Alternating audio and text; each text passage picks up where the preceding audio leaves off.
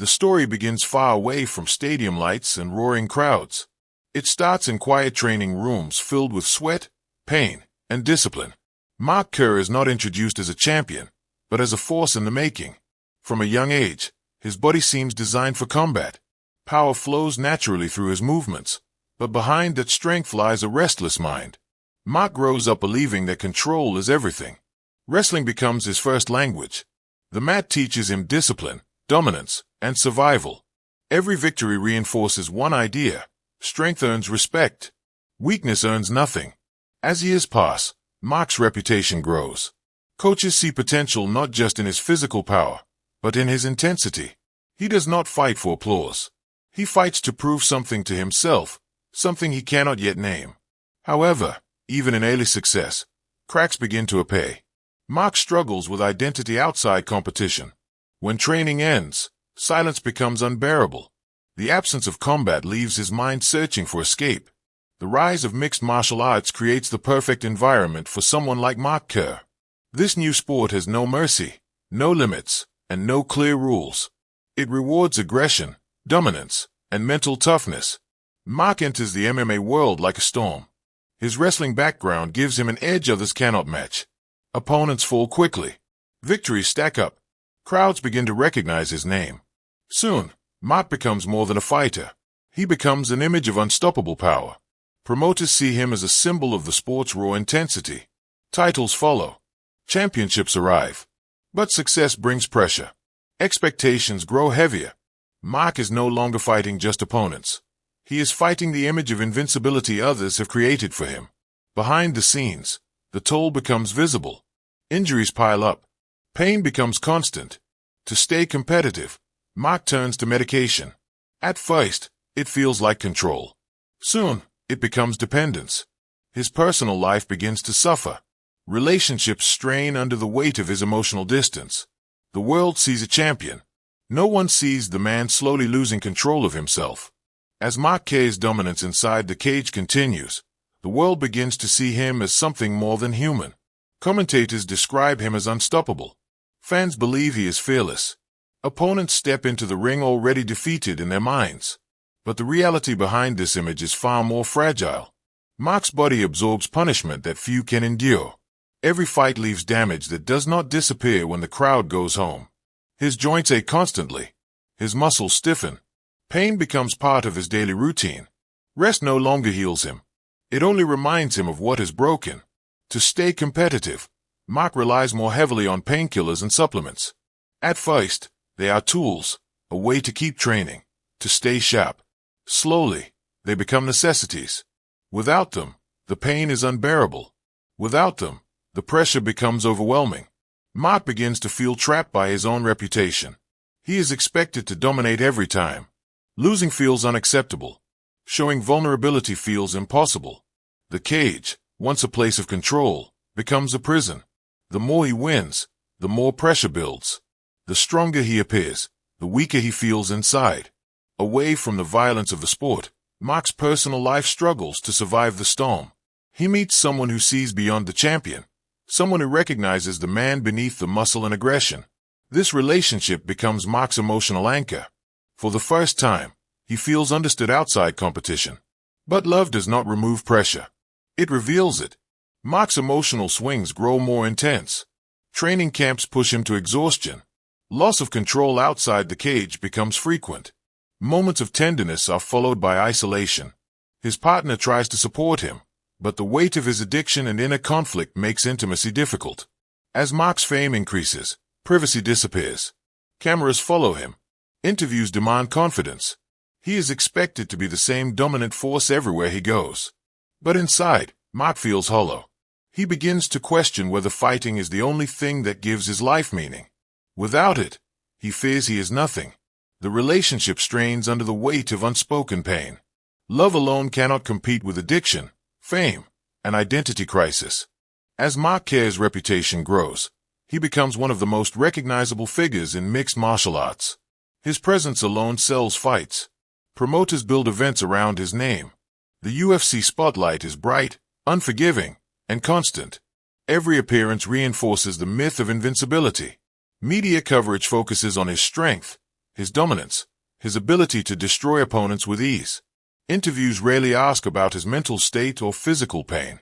They ask about winning. They ask about legacy. Mark begins to feel disconnected from his own image. The man celebrated on television feels like a character he is forced to play. Confidence becomes performance. Aggression becomes expectation. Training camps grow harsher. Coaches push him harder because they believe he can take it. Mark rarely says no. Saying no feels like weakness, and weakness threatens everything he has built. Inside the cage, victories still come, but they no longer feel satisfying. Each win increases the fear of eventual failure. The pressure to remain perfect becomes overwhelming. Outside the cage, his dependence on medication deepens. Painkillers are no longer just for recovery. They are emotional shields, numbing fear, anxiety, and doubt. Mark's partner watches helplessly as the man she loves disappears behind the champion the world demands. Fame gives them comfort, but it takes away peace. What began as management becomes addiction. Mark's body demands higher doses to function. Without medication, training feels impossible. Without training, his identity collapses. The cycle tightens its grip. Mood swings intensify. Anger appears without warning. Depression follows success. Moments of clarity become rare. The sport that once saved Mark now feeds his destruction. The discipline that shaped him no longer protects him. Instead, it traps him in an endless pursuit of validation. Relationships suffer. Trust erodes. Arguments replace understanding. Mark isolates himself, believing no one can truly understand the pressure he carries. Inside the cage, opponents become stronger. Younger fighters arrive with speed and hunger. Mark's body, once unstoppable, begins to slow. Injuries take longer to heal. Confidence wavers.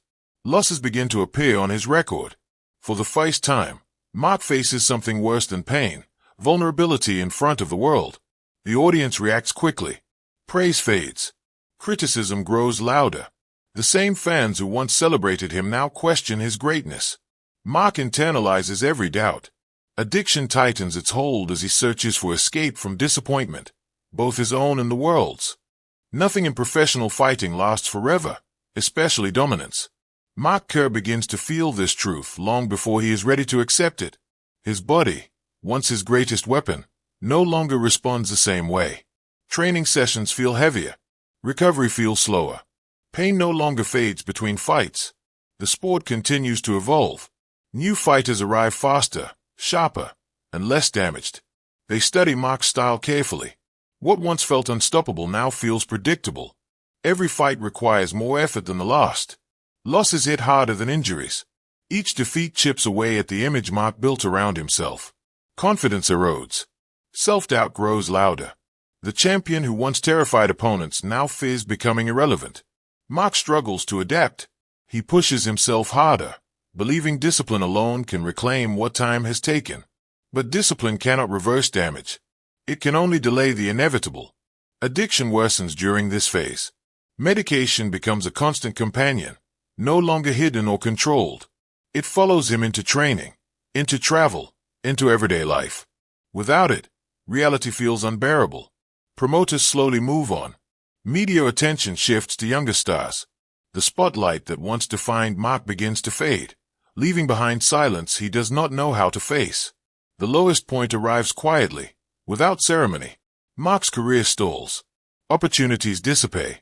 Financial pressure adds new weight to his already fractured mental state. The structure that once kept him focused is gone. Without regular fights, Mark feels lost. Training without purpose feels meaningless. The routine that defined his identity vanishes, exposing emptiness underneath. Addiction reaches its peak. Relationships fracture completely. Trust dissolves. Loved ones try to help, but Mark pushes them away, convinced that isolation is safer than disappointment. Public perception shifts from admiration to concern. Stories circulate about his struggles. The myth of invincibility collapses completely. One moment forces clarity. A total physical and emotional breakdown leaves Mark facing a hard truth. If nothing changes, there may be no way back. Not just to fighting, but to life itself. This is not a dramatic revelation. It is quiet, painful, and unavoidable. For the first time, Mark stops fighting others and confronts himself. Redemption does not come easily, and it does not arrive as victory. Mark begins the slow process of rebuilding. There are no crowds, no belts, no applause. Just small steps toward control. Acknowledging addiction. Accepting help. Letting go of the illusion that strength means never needing support. The process is humiliating for someone who once lived by dominance. But humility becomes necessary. Recovery forces Mark to redefine strength, not as aggression, but as endurance through vulnerability. Training returns in a different form.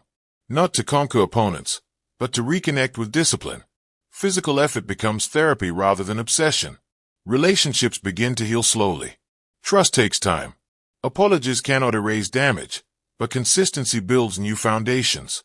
Mark learns to live without constant validation. Some days are harder than others. The urge to escape never fully disappears, but awareness gives him power he never had before. The film closes not with a championship victory, but with reflection. Mark Kerr's legacy is complex. He is remembered as one of the most physically dominant fighters of his era. A pioneer in a brutal, evolving sport. A man who helped shape modern mixed martial arts. But his story is not defined only by wins and losses. It is defined by the cost of greatness without balance. Mark becomes a symbol of both potential and warning. His journey reveals the hidden toll of combat sports, the physical damage, the mental strain, the identity crisis that follows fame. In the end, Mark finds peace not in reclaiming the spotlight, but in understanding himself beyond it. He is no longer just a fighter. He is a survivor of his own ambition. The film ends with a quiet message. True strength is not measured by how hard you hit, but by how honestly you face yourself when the fight is over. Redemption does not restore his career. It restores his humanity.